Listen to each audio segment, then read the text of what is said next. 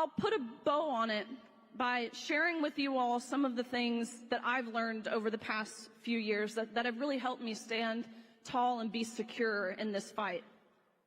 First and foremost, it's to trust God's calling for you. This is never, please hear me when I say this is never where I saw myself. This is never what I wanted to do. This is never what I prepared for, or so I thought. I was in dental school after college.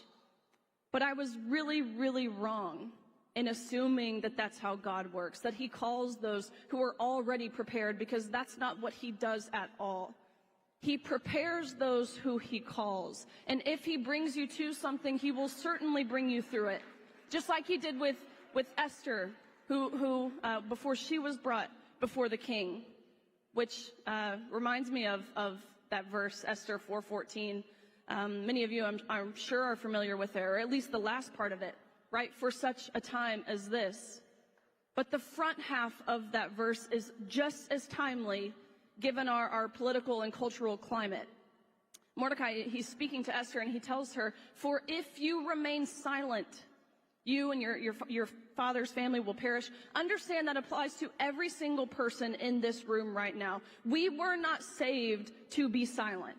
So be bold. Say the controversial thing. Call out injustice when you see it, and never, ever apologize for speaking the truth. I won't stand up here and lie to you and tell you that you won't get pushback, because it's almost certain that you will. But what I will tell you to do is take it on the chin.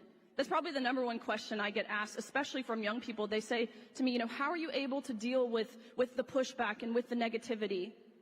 And my response is easily. It's easy to say the things that I'm saying. I haven't said anything that is overly profound or anything that makes me wise. I literally have a platform for saying there are two sexes, and you can't change your sex. And each sex is deserving of equal opportunity, of privacy, and of safety. That's it. And with that, it will inevitably,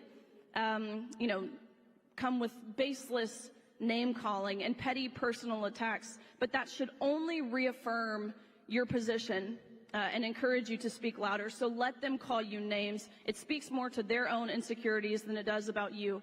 Although I firmly believe that cancel culture is fading.